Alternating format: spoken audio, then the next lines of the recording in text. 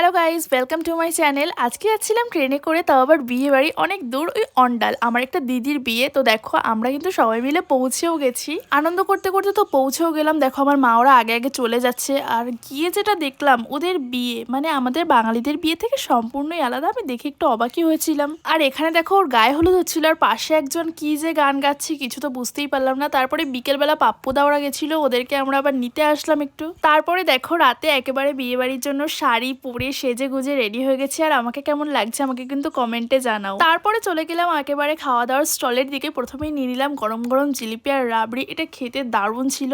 তারপরে আমি নিলাম একদম গরম গরম ভেজ পকোড়া, এটাও দারুণ ছিল। তারপরে নিয়ে নিলাম 1 কাপ গরম গরম কফি আর চা তো আমার অল টাইম ফেভারিট।